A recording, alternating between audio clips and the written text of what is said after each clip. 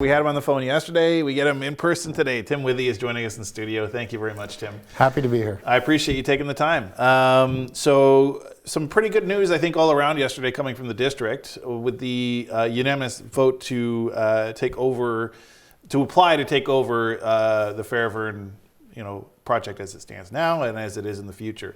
So tell me what happened, Tim. Give me the breakdown again of the conversation that happened at council. So this has been a long time coming.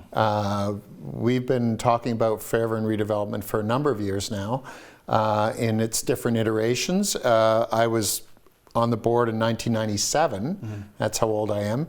And we were talking about it back then. 2015, I was asked by the mayor, Scott Aitchison, to go on the board to help with redevelopment. At that time, they weren't creating new licenses, and we managed to convince them to give us 20 more beds to get us from 76 to 96, which is in their mind sustainable because it's a multiple of 32. Don't know what that means. Anyways, fast forward. Here we are.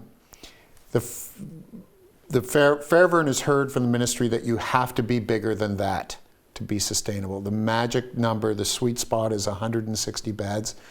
The previous Liberal government had said they were going to make new licenses. The Conservative government said, yes, we will continue with that. So there's 15,000 new licenses. Everybody's applying for them because everybody's got a need, as do we. So we were struggling or the board, I should say, I keep saying we and they when I was on both sides. So anyways, sorry for the confusion. But the Fairvern board was trying to get an application in for the extra 64 beds. 96 to 160. They were struggling with that. All of a sudden the cost for the build became huge. Went from 25 or so million to 50 million. What are we going to do? When I was on Fairvern, we managed to get a commitment of 10.5 million out of district. So here we are. I'm on district now. I'm listening to the fractions between towns and townships and who pays for what. So this isn't a slam dunk by any means to get the commitment to fund for the extra beds. The other component, as you alluded to, was the Fairvern board didn't feel they were capable of managing this project because according to the ministry regulations, the person that applies for the new beds has to be the operator. That was kind of out of the realm because then they were going to have to find private financing, et cetera. So they go back to the district. District already runs a home. The Pines, 160-bed facility in Bracebridge. So they got it all down pat. So it's kind of a natural that why don't you take over Fairvern as well as take over the construction of Fairvern. So how it works is the ministry pays half or more than half of the build, but they don't start paying it until the beds are open and occupied. So, you got a bridge there. So you got to bridge this financing. Who better to do it at the cheapest cost? Is the district because they borrow money, pull money out of reserves. The way they can make that work.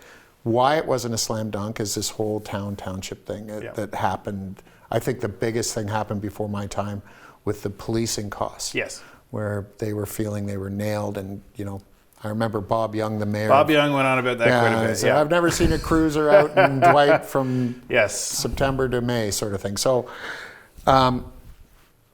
so that whole issue reared its head again, and there was people in township saying, I'm not voting for this. So in January, we were going to have the meeting in March on the health committee, which I sit on. I said, no, we need to do this in February to give us a little leeway in case, don't leave it to the last second. We had a special committee meeting yesterday morning at 11.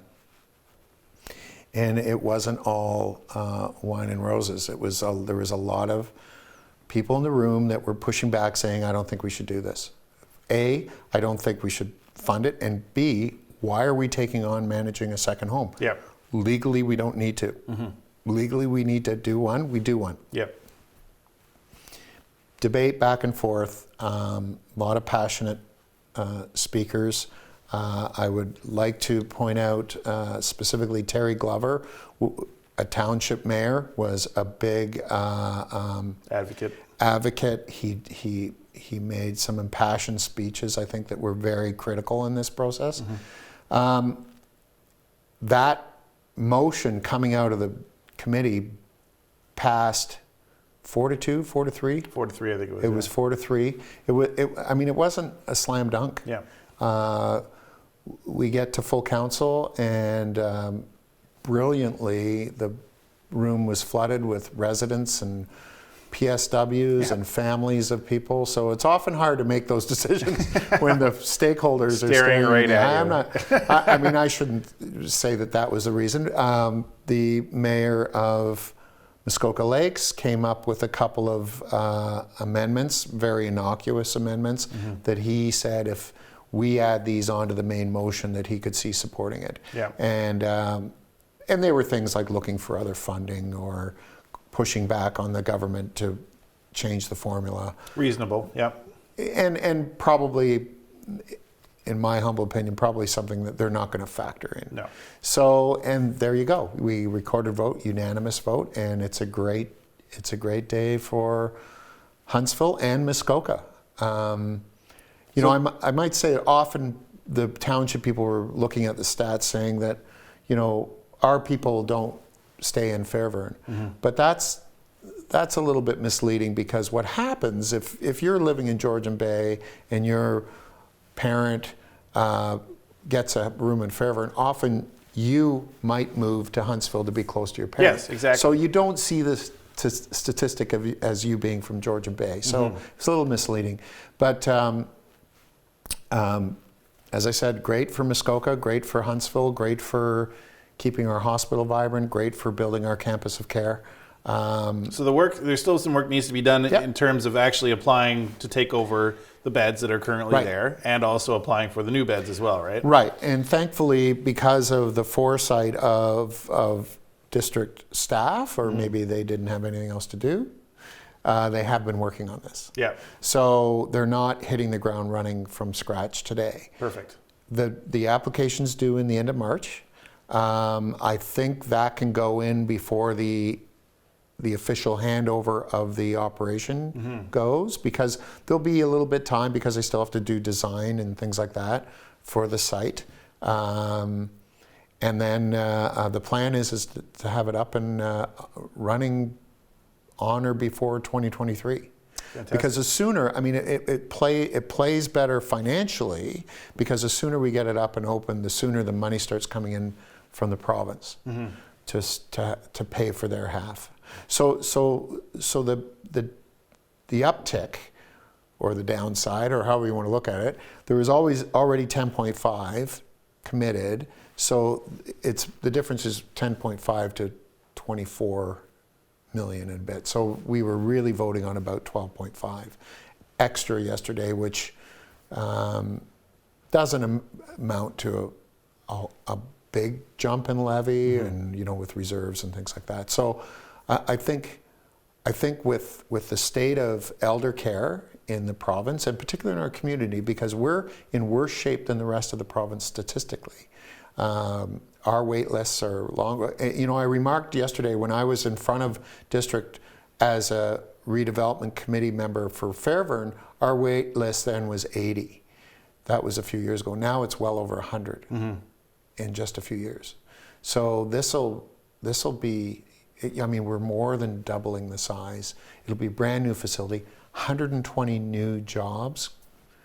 It's all good. It's well-paying jobs, all these things. All good news. Yeah, it's so exciting. Tim, we have to go to break, but we are going to get you back in the future to talk more about this project as it moves forward. And you know, I think we would all like to say thank you as a proponent to fight for this thing, and the other councillors as well, because I know that there were people that really dug their heels in and to make sure this happens. Yes. So we do appreciate you guys. Oh yeah, doing it wasn't a one-man show for sure. No. It was a great team effort.